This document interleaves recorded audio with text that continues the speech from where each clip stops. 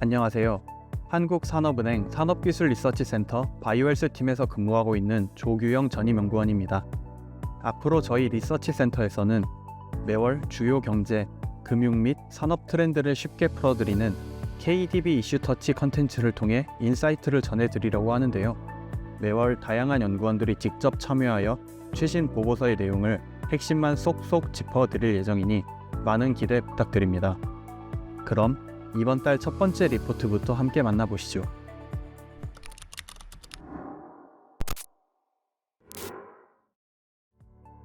첫 KDB 이슈터치의 주제는 국내외 비만 치료제 개발 동향입니다. 최근 비만 치료제에 대한 관심이 뜨거운데요. 특히 비만을 약으로 치료할 수 있다는 점이 많은 사람들의 관심을 끌고 있는 것 같습니다. 그럼 먼저 비만의 정의와 GLP-1에 대한 간단한 설명을 드리고 국내외 개발 동향에 대해 말씀드리겠습니다.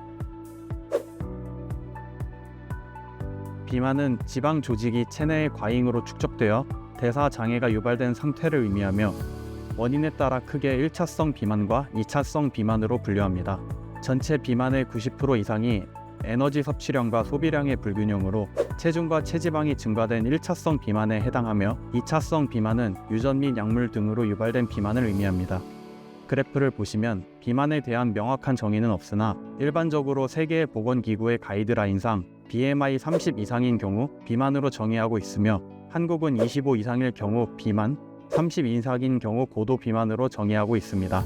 WHO는 비만을 8종의 암을 유발하는 주요 요인으로 꼽았는데요. 국내 건강보험공단 연구 결과에서도 비만도가 높아질수록 암 발생 위험이 높아진다는 사실을 발견하는 등 비만은 신체적, 정신적, 사회적 질환의 주요 발생 원인으로 작용하고 있습니다. 최근 고령화와 열량이 높은 식습관 등의 다양한 요인으로 비만 인구가 증가하면서 비만으로 인한 사회 경제적 부담 역시 가중되고 있습니다. 글로벌 비만 인구는 2035년 약 19.1억 명에 도달할 것으로 전망되며 예상되는 사회 경제적 손실 규모는 약 4조 달러로 2035년 글로벌 GDP의 3% 수준으로 전망되고 국내 또한 비만으로 인한 사회 경제적 손실 규모가 10년간 약 2배 이상 증가하는 등 비만 인구 증가에 따라 사회 경제적 부담이 확대되고 있는 추세입니다. 이런 비만을 약으로 극복하기 위한 인류의 시도는 1930년 이후 약 100년 가까이 지속되어 왔다고 하는데요. 과거 비만 치료제는 체중 감량 효과는 미미한 반면 심각한 부작용으로 FDA 승인 철회, 판매 금지 및 시장에서 철수되기도 했습니다. 대표적으로 살충제를 생산하는 데 이용되었던 디니트로페놀은 1933년 FDA 승인 이후 중증 독성 반응에 따라 1938년 판매 금지되었으며 메스암페타민은 비만 관리를 목적으로 1947년 FDA의 승인을 받았으나 높은 약물 오남용 및 중독 위험으로 1979년 FDA 승인 철회되었고 2012년 승인된 로카세린은 암 발생 위험 증가와 연관이 있는 것으로 밝혀져 2020년 시장에서 철수했습니다. 이처럼 비만을 약으로 해결하기 위한 많은 시도들이 있던 도중 최초로 2형 당뇨 치료제로 개발된 GLP-1이 기존 비만 치료제 대비 낮은 부작용과 우수한 체중 감소 효과를 나타내면서 비만 치료제 시장의 게임 체인저로 부상했는데요. 좌측의 그래프를 통해 FDA 승인된 비만 치료제별로 체중 감소 효과를 비교해보면 투여 기관과 임상 대상 등의 차이에 따라 직접적인 비교에는 무리가 있지만 임상 3상 결과 체중 변화의 중앙값을 기준으로 비교해 보았을 때 GLP-1 치료제는 평균 15에서 20% 수준의 체중 감소 효과를 보여주고 있습니다. 이는 기존 위 절제술 등 비만 수술을 통한 평균 체중 감소율에도 근접하는 우수한 효과로 볼 수 있는데요. 현재 FDA 승인을 획득한 GLP-1 계열 비만 치료제는 퍼스트 무버인 노보노 디스크의 삭센다와 위고비, 일라이 릴리의 젬바운드가 대표적입니다. 그렇다면 이렇게 우수한 효과를 발휘하는 비만 치료제의 시장 규모와 가치는 어느 정도 될까요? 우선 JP모건은 2030년 GLP-1 시장 규모를 당뇨병과 비만 치료 사용 확대로 1천억 달러를 초과할 것으로 예상했고 특히 비만 치료제 시장은 제조 역량 및 디지털 헬스와의 융합 등 상업적 보급 확대, 메디케어 및 메디케이드 적용에 따라 2022년부터 2030년까지 연평균 53%의 고성장세를 실현할 것으로 전망하고 있습니다. 또한 2024년 8월 이밸류에이트에서 분석한 비만 치료제 후보 물질의 순현재 가치 역시 높은 수준을 기록하고 있는데요. 지금까지 내용을 요약하자면 비만은 막대한 사회 경제적 손실을 유발하는 질병이지만 체중 감량 효과가 우수한 GLP-1 비만 치료제 부상에 따라 비만이 질병이라는 인식이 확산되며 앞으로 비만 치료제 시장은 고성장할 것으로 전망됩니다. 그렇다면 GLP-1 비만 치료제의 경제적 파급 효과도 한번 알아볼까요? 2024년 4월 골드만삭스는 GLP-1 비만 치료제의 경제적 파급 효과와 관련된 보고서를 발표했는데요. 해당 보고서에 따르면 앞으로 GLP-1 비만 치료제의 보급 확대로 미국의 의료 비용이 연간 약 3천억 달러 절감될 것으로 예상했으며 비만율 하락과 각종 합병증 감소에 따른 생산성 향상으로 3천만 명이 비만 치료제를 사용해 70%의 체중이 감소하는 베이스라인 시나리오의 경우 미국 GDP의 0.4%가 향상될 것이며 6천만 명이 비만 치료제를 사용한다는 업사이드 시나리오의 경우 1% 이상 증가할 것으로 전망했습니다. 엄청난 수준의 의료 비용 절감 효과를 일으키는 비만 치료제, 앞으로는 어떤 개발 전략으로 움직일지 궁금한데요. 해당 그림은 현재 비만 치료제로 개발 중인 주요 타겟의 작용 기전을 나타낸 그림입니다. 최근 비만 치료제는 크게 5가지 타겟을 중심으로 개발 진행 중이며 주로 GLP-1을 기반으로 한 각 타겟과의 조합을 통한 다중 수용체 작용제로의 개발 또는 단독 개발을 통해 GLP-1보다 체중 감량 효과의 규모와 질이 우수한 치료제를 개발하기 위한 임상시험을 진행하고 있는데요. 우선 국내외 개발 동향의 첫 번째 키워드는 체중 감량입니다. 기존 GLP-1 계열 약물 대비 체중 감량 효과가 우수하고 부작용이 적은 비만 치료제 개발을 위해 GLP-1 기반 다중 수용체 작용제 개발이 확대되고 있습니다. 블룸버그 인텔리전스의 글로벌 비만 치료제 분석에 따르면 GLP-1 계열 약물의 개발 비중은 약 59%로 GLP-1을 백본으로 한 다중 수용체 작용제 중심으로 개발되고 있는 것을 확인할 수 있습니다. 현재 임상시험 중인 다중 수용체 작용제의 체중 감소 효과는 평균적으로 약 24.2%로 기존 GLP-1의 15에서 20% 대비 우수한 효과를 입증하고 있기 때문에 다중 수용체 작용제에 대한 시장의 기대도 높아지고 있는데요. 또한 최근 M&A를 통해 비만 치료제 시장 진입도 활발한 추세입니다. GLP-1과 아밀린을 활용한 카그리세마를 차세대 리드 파이프라인으로 개발 중인 노보노디스크 또한 3중 수용체 작용제 확보를 위해 중국 기업인 유나이티드 바이오의 후보물질을 도입하였으며 로슈밋 에브비는 M&A를 통해 GLP-1보다 부작용이 적고 단기 체중 감량 효과가 우수하다고 알려진 아밀린 에셋을, 항암제 시장의 강자인 머크 또한 중국 한소 제약의 GLP-1을 확보하며 비만 치료제 시장에 진입하는 모습을 보이고 있습니다.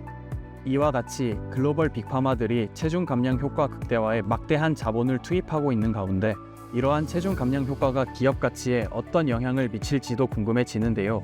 먼저 체중 감량 효과의 영향을 보여주는 대표적인 사례로 노보노디스크를 들 수 있겠습니다. 2024년 12월 카그리세마의 임상 3상에서 평균 22.7%의 체중 감량 효과를 입증한 결과를 발표했는데요.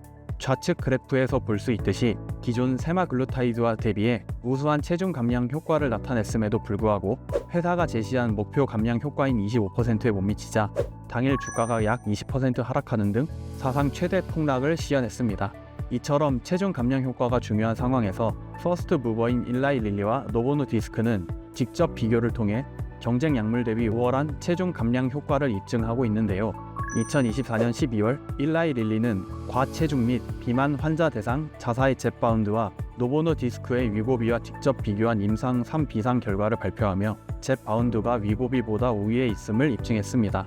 재미있는 것은 지난 2023년 일라이 릴리가 해당 임상시험을 진행한다는 정보를 입수한 노보노디스크 또한 그해 11월 비만 환자를 대상으로 카그리세마와 터제파타이드의 직접 비교 임상에 돌입하는 등 양사 모두 경쟁 약물 대비 우수한 체중 감량 효과를 입증하는 데 막대한 자원을 쏟아붓고 있다는 사실입니다. 두 번째 키워드는 제형 변경입니다. 기존 비만 치료제는 피하 주사로 주 1회 투여해야 하는데요. 주요 기업들은 경구 제형으로 개발해 투약 편의성을 개선하거나 월 1회 투여 등 투여 주기 연장을 위한 장기 지속 제형에 대한 연구 개발을 활발히 진행 중입니다. 제형 변경이 이렇게 중요한 이유는 GLP-1 시장의 경쟁 심화에 따른 선제적 진입 장벽 구축과 환자의 복용 편의성 개선으로 보다 수월하게 시장 확대가 가능하기 때문입니다. 최근 트렌드는 투약 편의성이 뛰어난 경구 제형인데요. 노보노디스크는 펩타이드 경구 제형으로, 일라이 릴리는 빛 펩타이드 경구 제형으로 각각 시장을 선도하고 있고, 국내 기업들은 장기 지속형 피하 주사 및 마이크로 니들 패치 등 독자적인 제형 개발로 시장에 진입하고 있습니다. 그렇다면 현재 퍼스트 무버들의 움직임은 어떨까요? 체중 감량 효과와 같이 경구제형 시장 선점을 위한 경쟁이 치열하게 진행되고 있는 중입니다. 일라이 릴리는 2025년 4월 제2형 당뇨 환자 대상 경구형 GLP-1 오르포글리프론의 임상 3상 데이터를 공개했는데요. 주목할 점은 일라이 릴리는 18승인될 경우 공급 제약 없이 전 세계 출시를 위해 이례적으로 임상 3상 결과 확보 이전에 이미 6억 달러 규모의 오르포글리프론 재고를 확보하였다는 사실입니다. 재고 규모는 2024년 말 5.5억 달러에서 2025년 3월 6억 달러로 지속 증가 추세입니다. 오르포글리프론은 일라이 릴리가 일본 주가이 제약에서 도입한 경구형 비펩타이드성 GLP-1으로 임상 2상에서 우수한 효과를 입증한 바 있으나 임상 3상 진행 중 이례적인 규모의 선 재고 확보 및 회계상 자선화는 해당 에셋에 대한 일라이 릴리의 확신과 더불어 경구제형 시장 선점을 위한 전략적 움직임으로 파악됩니다. 반면 노보노 디스크는 이미 2019년 세마글루타이드의 경구제형 개발에 성공하여 시장에 경구형 당뇨 치료제 리벨서스를 출시하였으며 2023년 5월 비만 치료를 위한 경구용 세마글루타이드의 임상 3상을 완료하는 등 경구제형 시장을 선도 중이었습니다.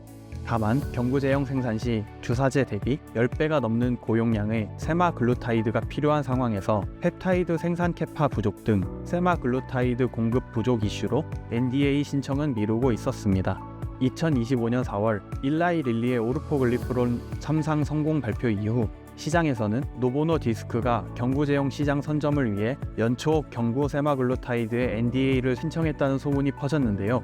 노보노 디스크는 2025년 5월 7일 1분기 컨퍼런스 콜에서 공식적으로 2025년 2월 NDA 신청 사실을 인정하며 향후 최초의 경구형 GLP-1 비만 치료제 타이틀을 거머쥘 것으로 예상됩니다. 마지막 개발 동향의 핵심 키워드는 적응증 확장입니다.